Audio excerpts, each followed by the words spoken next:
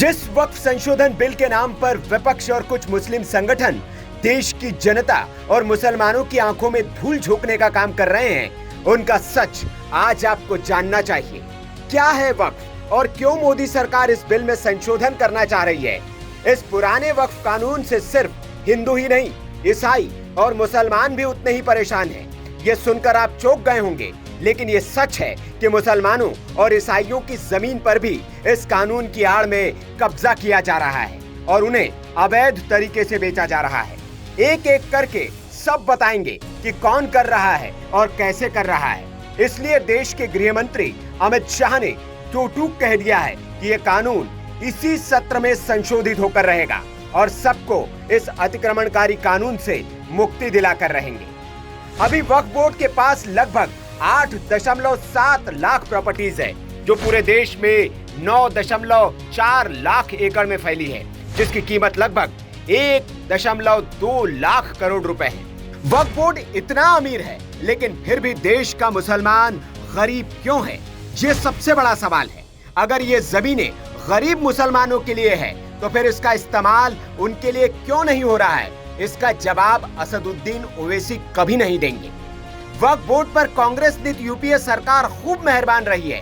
2014 में सत्ता से बेदखल होने से पहले मार्च महीने में आनन फानन में दिल्ली के 123 प्राइम प्रॉपर्टीज को वक्फ बोर्ड के हवाले कर दिया गया था। इसलिए वक्फ बोर्ड की हिम्मत अब इतनी बढ़ गई है कि मौलाना अब सुप्रीम कोर्ट से लेकर राष्ट्रपति भवन और संसद भवन तक को वक्फ की संपत्ति बता देते हैं। कमाल की बात यह है कि आजादी से पहले प्रयागराज के जिस पार्क में चंद्रशेखर आजाद शहीद हुए थे, उस ऐतिहासिक जगह को भी वक्फ बोर्ड अपनी जमीन बताता है। ये तो कुछ भी नहीं, दक्षिण भारत में तो गांव के गांव पर वक्फ बोर्ड ने अपना दावा ठोक दिया है। 1000 साल पुराना मंदिर जहां मौजूद है, उस गांव को भी वक्फ बोर्ड ने अपना बता दिया है। केरला के एर्नाकुलम में तो 400 एकड़ जमीन को ही वक्फ बोर्ड ने अपना बता दिया है, जिसके बाद वहां सालों से रहने वाले ईसाई परिवार सदमे में हैं। उन्होंने ये जमीन फारूक कॉलेज से खरीदी थी, लेकिन वक्फ बोर्ड अब इसे अपनी जमीन बता रहा है और यहाँ के रहने वालों को नोटिस जारी कर दिए हैं। इसलिए वक्फ बोर्ड की इस मनमानी से परेशान केरल के कैथोलिक बिशप संगठन ने राज्य के सारे सांसदों से इस बिल को समर्थन करने की लिखित अपील की है।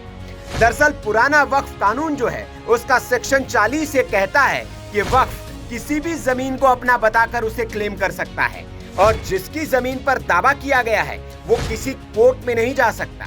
उसे केवल वक्फ ट्रिब्यूनल के पास ही जाना होगा और जो वक्फ ट्रिब्यूनल फैसला देगा उसे ही मानना पड़ेगा। जबकि नए बिल में अपील करने वाले को ट्रिब्यूनल के साथ ही किसी भी कोर्ट में जाने की छूट है। पुराने वाले खतरनाक वक्फ कानून में ये भी है कि अगर ट्रिब्यूनल का फैसला आ जाता है तो उसे दूसरे कोर्ट में चैलेंज नहीं किया जा सकता। जबकि नए कानून में ट्रिब्यूनल के फैसले को हाई कोर्ट में चैलेंज करने की परमिशन दी गई है। ऐसा नहीं है कि वक्फ बोर्ड से सिर्फ हिंदू या ईसाई ही परेशान है, मुसलमान भी उतने ही परेशान हैं। इस बात की गवाही ये आंकड़े दे रहे हैं। अभी वक्फ ट्रिब्यूनल के पास 40,951 केस पेंडिंग पड़े हैं, जिनमें से 9,942 केस खुद मुसलमानों ने ही वक्फ बोर्ड के खिलाफ कर रखे हैं। मतलब लगभग 10,000 मुसलमान इस वक्फ बोर्ड की अतिक्रमणकारी नीति से परेशान है, प्रताड़ित है। वक्फ बोर्ड की मनमानी इतनी है कि सरकार के पास उनकी शिकायतों पर शिकायतें पहुंच रही है। अप्रैल 2022 से मार्च 2023 तक सरकार को 566 शिकायतें मिली है, जिनमें से 194 शिकायतें वक्फ की जमीनों पर अतिक्रमण या फिर उनके गलत तरीके से ट्रांसफर से जुड़ी है और उनमें से भी 93 शिकायतें तो वक्फ के अधिकारियों और वक्फ बोर्ड के मुतवल्लियों के खिलाफ ही है। मतलब वक्फ बोर्ड में बैठे लोग ही वक्फ की जमीनों को बेच रहे हैं या फिर लूट रहे हैं। इसलिए इस कानून का जल्द से जल्द बदलना बेहद जरूरी है और इसलिए मोदी सरकार ने इस कानून को इसी सत्र में पास कराने की ठान ली है। देश के गृह मंत्री अमित शाह ने 2 दिन पहले ही एक निजी टीवी चैनल के कार्यक्रम में कह दिया था, वक्फ बोर्ड ने दिल्ली में 123 प्रमुख स्थानों को वक्फ संपत्ति घोषित कर रखा है। प्रयागराज में ऐतिहासिक चंद्रशेखर आजाद पार्क को भी वक्फ संपत्ति घोषित किया है। एक मौलाना आप कहते हैं कि संसद और राष्ट्रपति भवन को भी वक्फ संपत्ति घोषित किया जाना चाहिए। ये कैसे स्वीकार्य है? किसी को भी वक्फ विधेयक से डरने की जरूरत नहीं है।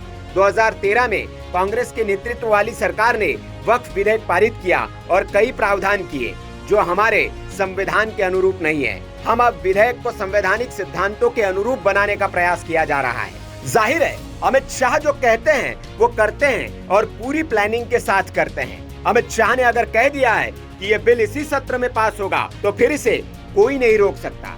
अब इतने आंकड़े देखने के बाद और इतने कानून को समझने के बाद आपको क्या लगता है, क्या ये वक्फ बिल मुसलमानों के खिलाफ है या फिर देश की जनता के खिलाफ है?